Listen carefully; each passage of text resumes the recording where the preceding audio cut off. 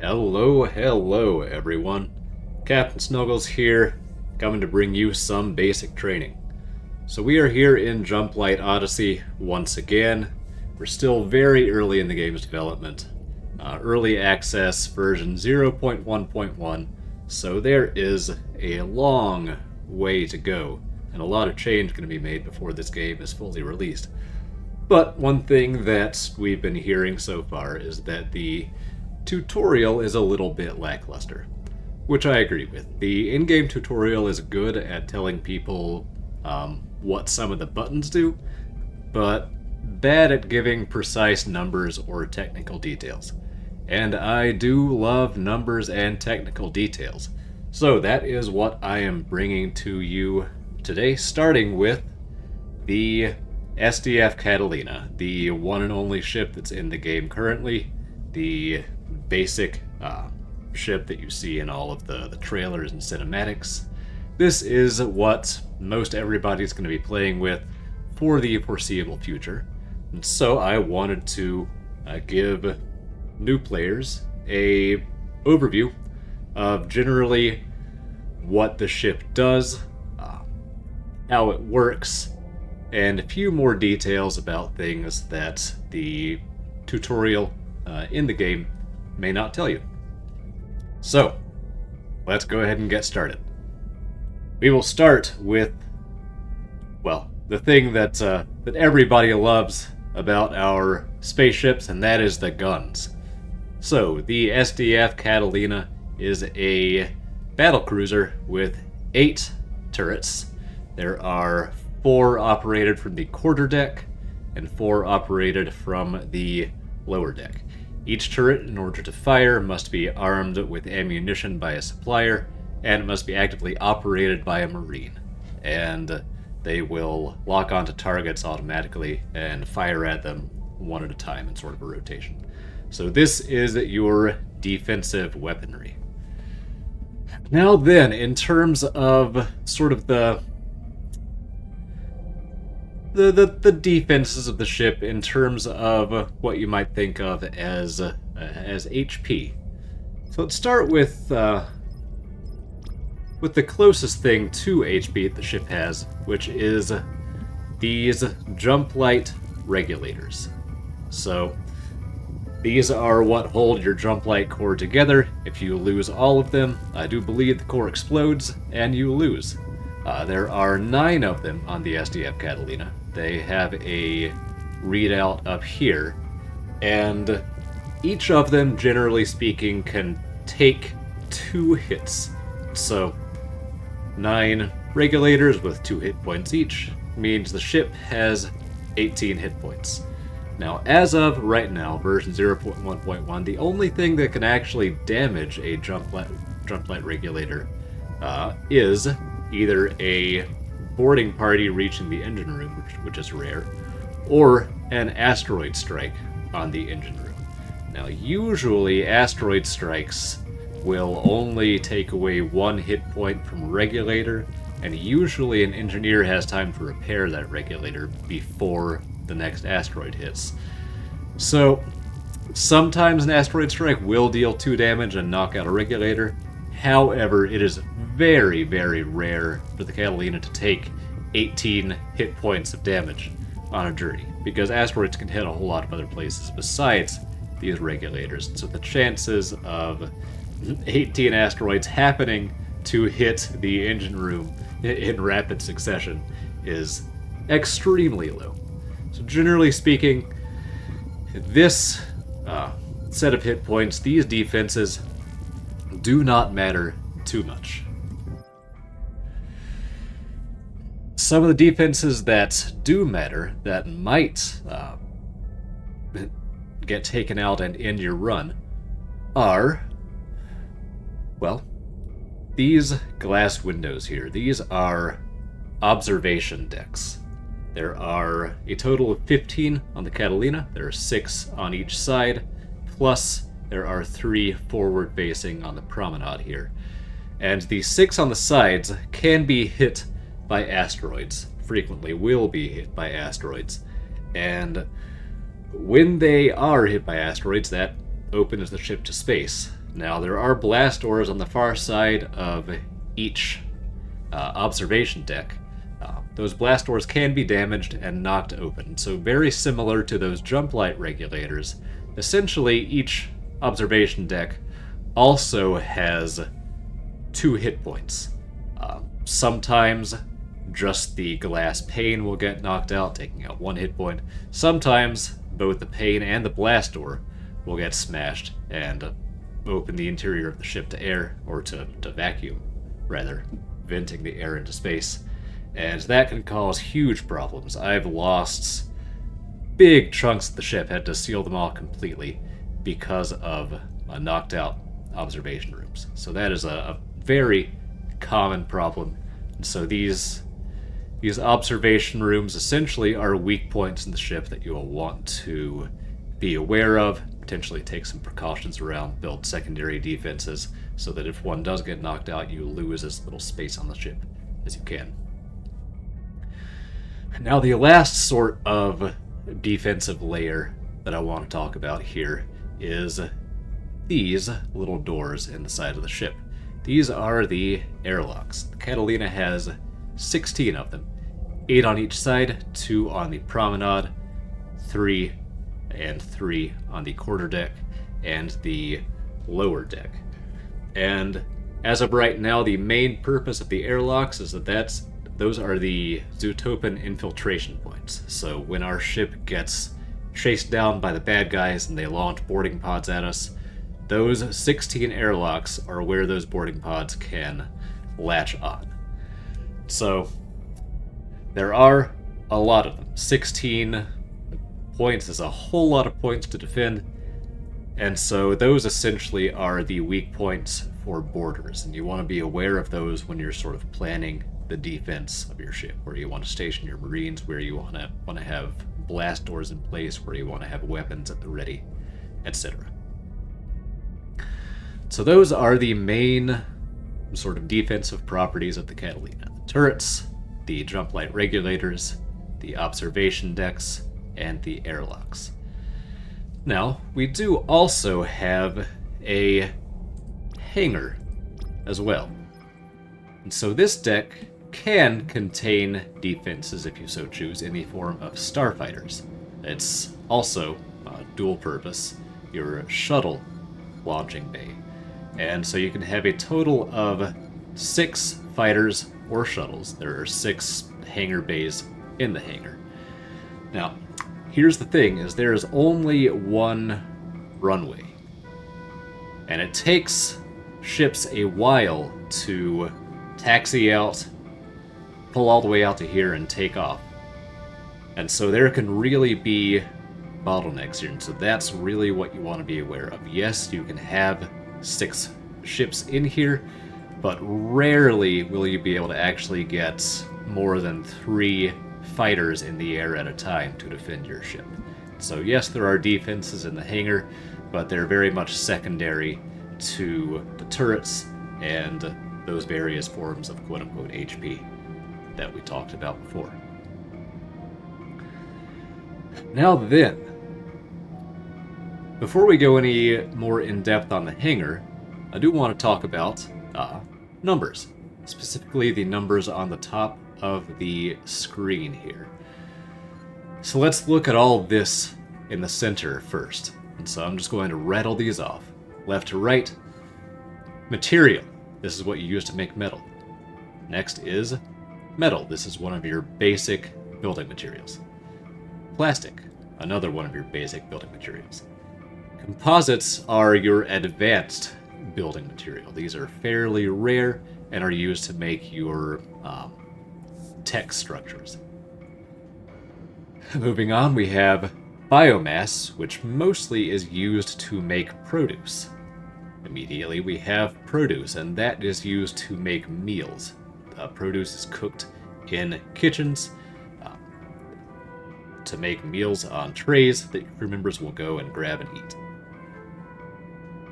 Next up we have Metagel.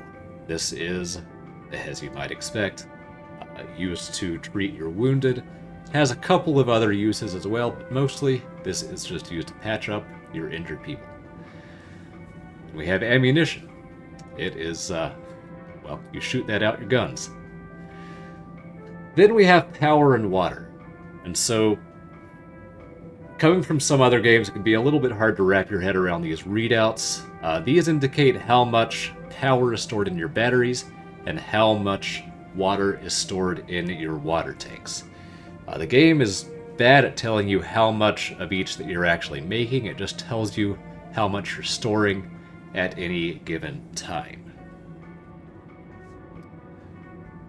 We'll get back to that very shortly, but quickly, I will describe the other readouts up here. We already talked about here on the right, the Jumplight Regulator readout, showing essentially the remaining hit points before your ship explodes. In the center we have this hope bar. Hope is really important. If it hits 0, you lose. And you want to keep it as close to full as possible, number 1, to give yourself a buffer, because when bad things happen, hope decreases. Contrarily, when good things happen, when you rescue people or when you enter a new region of space successfully, hope will increase. And essentially, your crew members have morale, and their morale will sort of passively approach whatever your hope level is. So here we have it about 45%, let's say. And so your crew members' morale will increase towards 45 if it starts lower, and it will decrease towards 45 if it starts higher. So the higher you can get that, the happier your crew is going to be. And then last but certainly not least, you have your jump light readout up here in the top left. And this tells you how much jump light you have charged. And that's what you use to move your ship.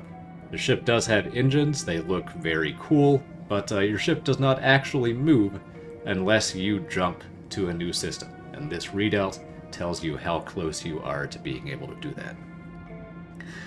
Alright, so why did I park us in the hangar to talk about all those numbers? Well, for the most part, the way that you make these numbers go up is by producing them on your ship, or by going outside the ship to scavenge for them. And the hangar bay is, at the start of the game, where you do both of those things. So first off, you have these shuttles here that can go out on resource extraction missions and salvaging missions and a variety of different missions to get more of all of these resources up here. In addition, when you start the game, and indeed throughout the game, the Catalina, and the tutorial doesn't really tell you this, or at least not very well, but the Catalina does in fact produce power on its own without having any reactors installed anywhere on the ship. The Catalina produces 100 power per in-game hour. And that power is produced, surprisingly not in the engine room, but here on the hangar bay. So as long as this power switch right here is activated, you will get 100 power every hour on the hour fed right into your batteries without having to have any secondary facilities built. 100 power is really nice. Early in the game, it will power everything you start with and more. And so between that and the power in your batteries, Catalina can really get a long way into the voyage without having to build any additional reactors. Now then, let's talk a little bit about the various sort of starting conditions of the Catalina. So, as of right now, we are in the empty starting layout. So I'm in a custom Odyssey with a completely empty ship. If we go down to the other decks, we can see lower deck, completely empty. Quarter deck, completely empty. Promenade, completely empty. And so this layout here and these numbers here are the lowest that you will ever see in any starting conditions, except for Euphoria's Odyssey, I believe, starts with slightly less metagel. But other than that, we are at the very, very base starting equipment and starting layout. So what you can see up at the top of the screen here is what you start with. The Catalina does have 750 power storage in its just built-in batteries and 750 water storage in its built-in water tanks. There are no batteries or water tanks built anywhere on the ship. You just start with that amount of storage plus that 100 power generation from the hangar. And so that's really pretty nice. Many runs I don't even build any more batteries or water tanks. And I might go several jumps without building any more power generation. So the Catalina is pretty forgiving, both in terms of HP and defenses, and also in terms of its basic infrastructure, even with a totally empty layout. Now then, that empty layout is a bit of a misnomer because the ship is not, in fact, empty. It does have a little bit on here, and once again, this is the minimum that you'll start with. Every single layout has at least the equipment I'm about to show you. So, bridge, empty, but promenade looks empty, but you do start with power and oxygen in your transit hub here, your sort of turbolift landing. And that is the same for all of the other transit hubs as well as the hangar here. You do also start with a couple of stockpiles that can store infinite amounts of resources, which is very nice. Not in the best spot, but it's still very nice. And of course, same thing on the lower deck. In addition, you start with power and oxygen in all of your turret rooms. Now, I believe Euphoria's Odyssey does not have all of these in place at the start, but it does have other equipment to make up for that.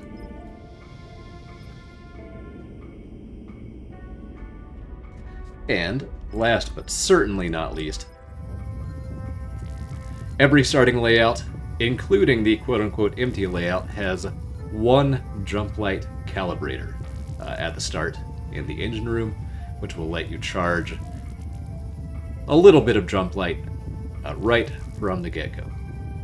Which is great, because if that weren't the case, well, we'd be in trouble, because, well, 8 composites is not enough to build a Jumplight calibrator, and in fact, I believe only 2 starting scenarios will give you enough composites right off the bat to build a Jumplight calibrator. So having one at the start is essential.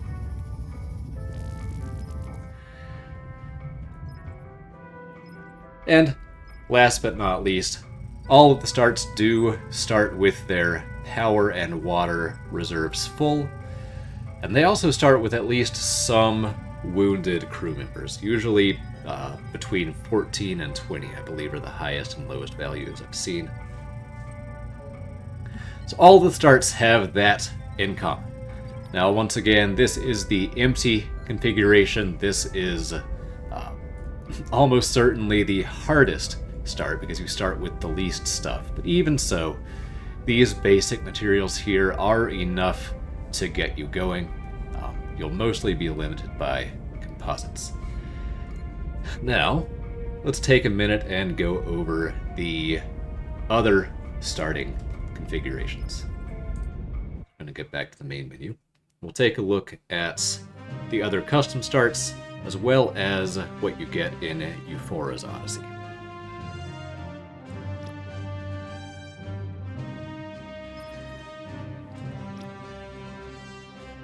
So here are all of our custom Odyssey options. Right now we only have one captain and one starship. I'm sure that will change. Let's look at playstyle first. We have 3 options here. The classic, the chill, where the Zootopans just don't chase you at all. It's just essentially just the colony simulator without the survival aspect. Then we have hectic, where the Zootopan Armada chases you faster, essentially. Now, I'm going to be honest, there's not that much difference between Classic and Hectic. At the start of the game, in Classic, the Zootopans will be between 14 and 15 minutes behind you. In Hectic, they'll be between 10 and 12 minutes behind you. So really, it's just maybe a 20-25% difference in the pursuit speed. Now on Hectic, the Zootopans can actually catch up to you if you just have one Jumplight projector, whereas I believe you can sort of keep pace with them in Classic. However, as soon as you get a second Jumplight projector in Hectic, you'll be able to lose the Zootopans almost as quickly as you can in Classic. So Hectic mode is really not that hectic. There's not too much difference between these two settings, so really the choice is whether you just want to go chill and have no combat, no Zootopans fighting you, or if you want that chase and combat aspect. Now then, the loadouts. So, this is what I was just working with, what I was just showing you. The empty ship fit out, the bare minimum starting stockpile, a small crew, and a standard Odyssey length. Now, in terms of the Odyssey length, it's a little bit counterintuitive because as of right now, Voyage and Journey, so long and standard Odysseys, are in fact the exact same length at 60 jumps each. The star arrangement might be a little bit different between the two of them, but overall, long and standard are the same for all intents and purposes, similar to how Classic and Hectic playstyle are pretty much the same for all intents and purposes.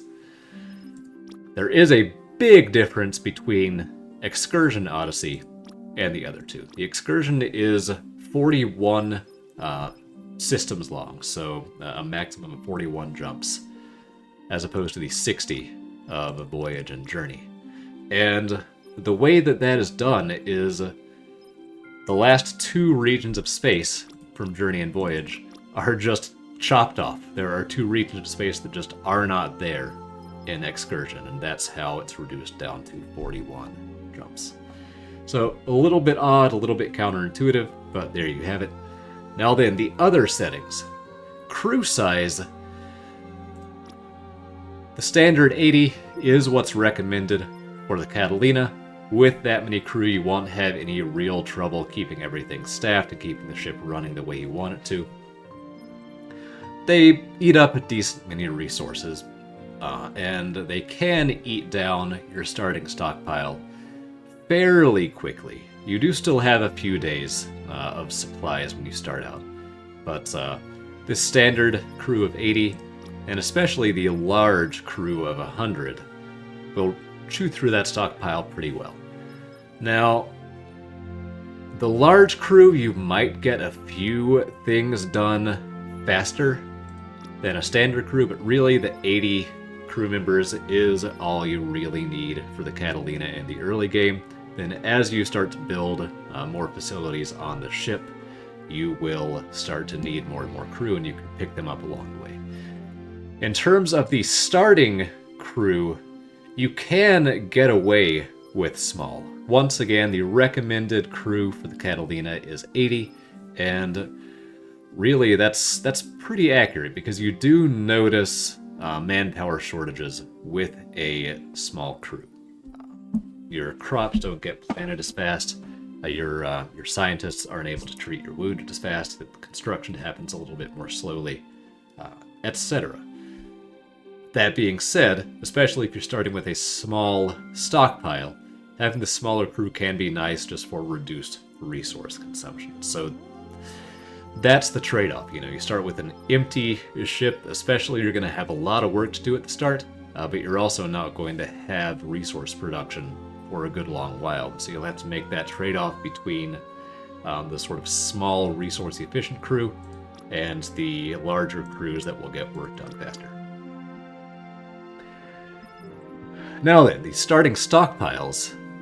You saw that with my bare stockpile that I was just showing you earlier, I had 100 of all the basic resources and 8 composites and a small amount of ammo and metagel.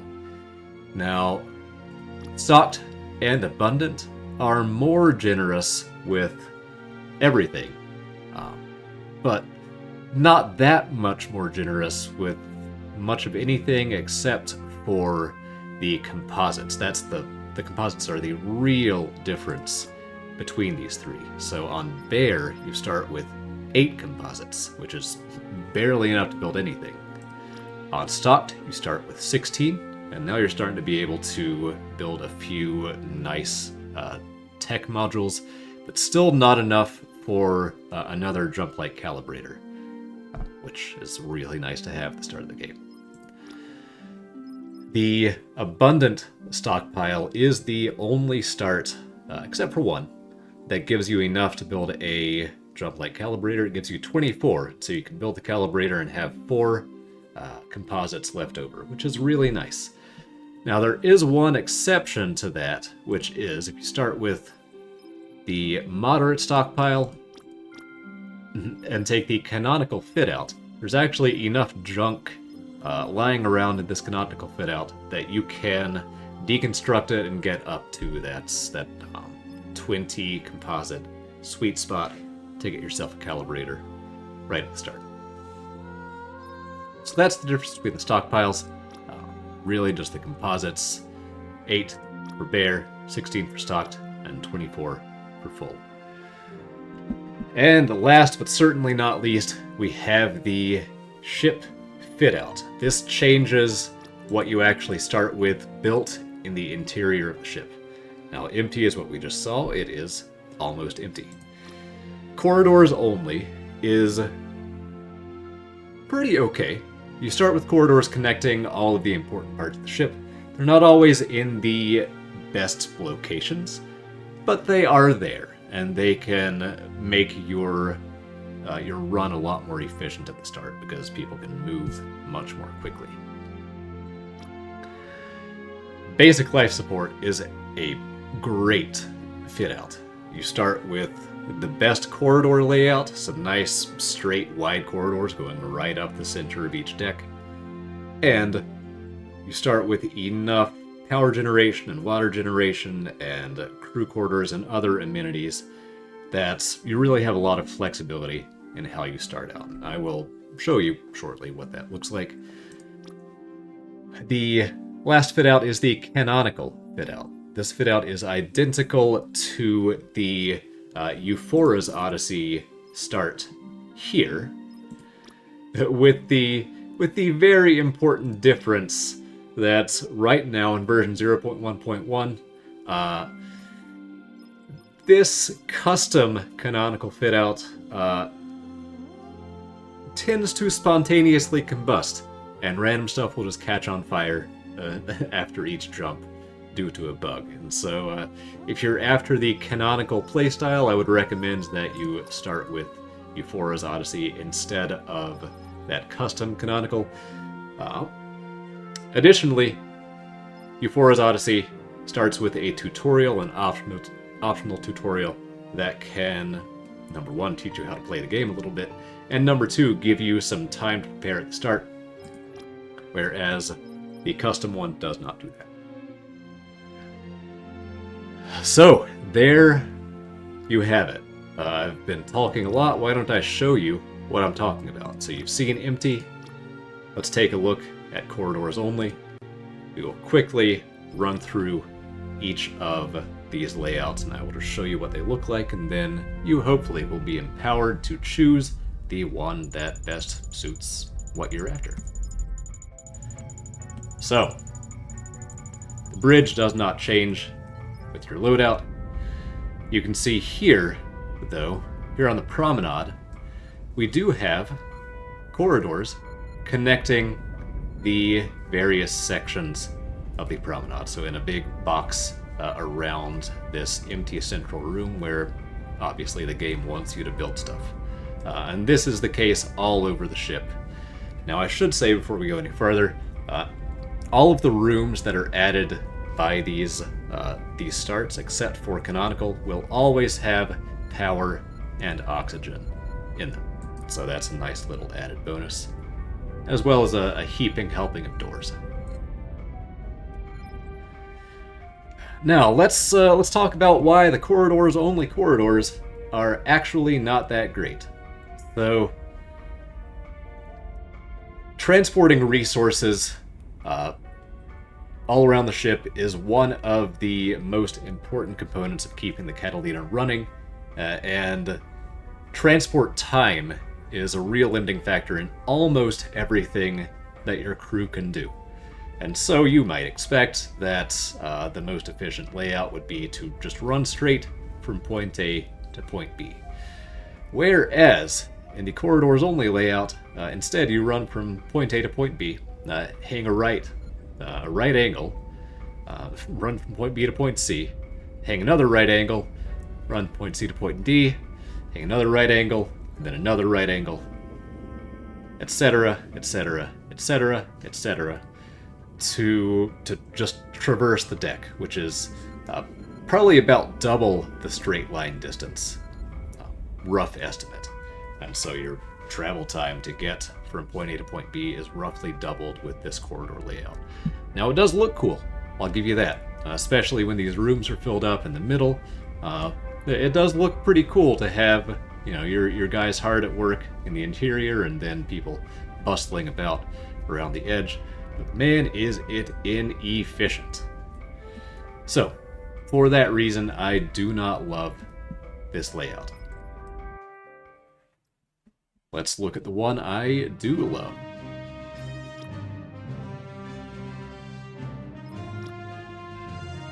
The basic life support, the real cream of the crop. Let's take a look at why this layout is super awesome, the best you could ever hope for. So right off the bat, bam, look at all this stuff that we get. Now, these corridors, still inefficient, but this is the promenade, it's small, it's narrow, so we can forgive it. These rooms also pretty inefficient, but man, look at all this stuff that we can deconstruct and turn into useful things. So essentially, you do start with some amenities. These bunks are nice for resting your crew up. These showers are nice for keeping your crew's hygiene up. And you even get a soda machine or two to keep hydrated. Plus a modest little greenhouse here that will give you a little bit of extra food at the start. And so this starting layout gives you some nice amenities right up front that will tide you over for a little while. And then once your main infrastructure is up and running, you can just deconstruct all this stuff and get a ton of materials back. So that is great. Major points in favor of this layout already. But now, of course, the reason I really love this layout, look at this nice straight corridor. I love this. This is on the quarterdeck. This is where most of the ship's activity happens. This is where you have turrets that's you need to get to and from quickly. You have a nice straight corridor to do that with. Plus, that corridor has seats in it, which help your crew rest up while they're on duty.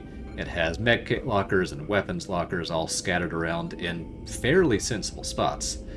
So it's really pretty nice. You also start with, once again, not a totally self-sufficient economy, but a little bit of power and water generation, as well as extra power and water storage. And once again, this really helps you get started. Just gives you a leg up in the early game. Now, the lower deck, unfortunately, has the more or less the same corridors as the previous start we looked at, but they have a couple of extra amenities thrown in. And the lower deck is not used that much, so we can forgive this start for having all those right angles in it.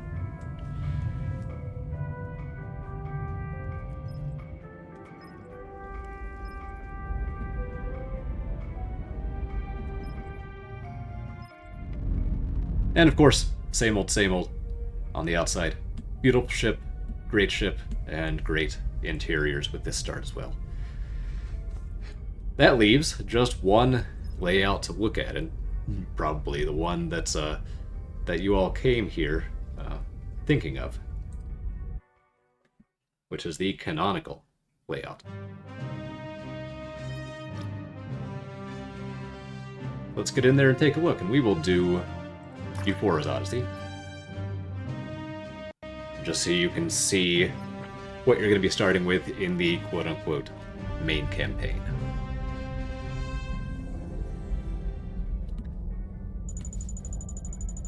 First and foremost, you start with 6 rooms on fire, so I'm going to unpause the game and let the crew members sort that out. We should see this number tick down. We should see this number tick down. There we go. Crew's putting out fires. And there we go. Fires are out. So there is actually one difference on the bridge in this start, which is that you start with a robot charging station, complete with its own genius robot, so an extra automated crew member that will help you out. On the promenade, you start with a lot more stuff. A whole galley, Princess Euphoria's quarters, but slightly worse, but similar crew quarters to the basic life support start, and a little bit extra back in the back here as well. Worse washroom, but more crew quarters back here. A slightly worse but bigger greenhouse, a giant med bay, and some pretty nice power and water generation, plus an unpowered manufacturing center up at the front here.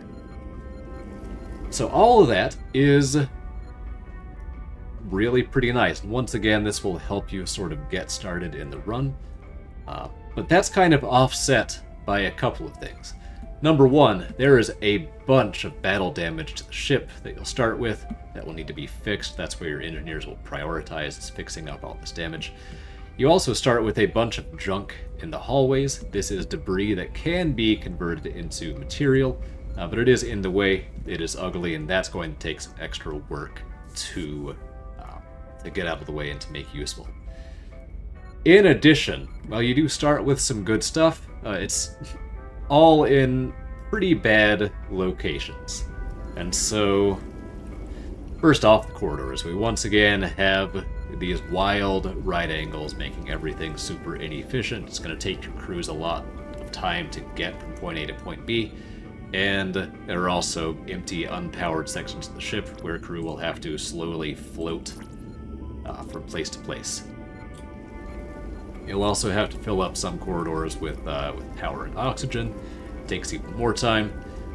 And if you want to actually rearrange the corridors into something more useful, then you're going to have to do a lot of shifting around of these rooms, which you're going to want to do anyway, because you really don't need things like power and water on the quarterdeck here, and you don't need this big of a medbay, especially not taking up probably the most prime real estate on the ship right here. So you're going to want to deconstruct a whole lot of stuff at the start, rearrange your corridors to get it how you want, to get it more efficient, or at least just fix things up and get your economy set up the way you want to. Now, as you deconstruct things, you do get a lot of materials back. And so this canonical start, because of that, starts with the most materials sort of in place that you can deconstruct. All this debris and all this extra stuff lying around. You can keep yourself going for a good long time just from deconstructing things you don't want. But that takes a lot of time. Fixing the battle damage, getting the debris out of the way, deconstructing all this stuff, rearranging the rooms, that takes a lot of setup time. And so this canonical start gives you the most stuff, but takes the most time to set up. So that's a big trade-off there. Because of that, I do slightly prefer the basic life support start, but this one isn't too bad either. And so, there you have it. There is the overview of all of the different starting layouts of the Catalina, the overview of what the ship can do. its defenses, its production, its storage, and what all of these numbers up at the top mean. So, information overload, I know, but, well, that is the point of this little series I'm starting up, just to throw information at you and get you trained up to speed as quickly as I can. So, I hope that this has been useful to you.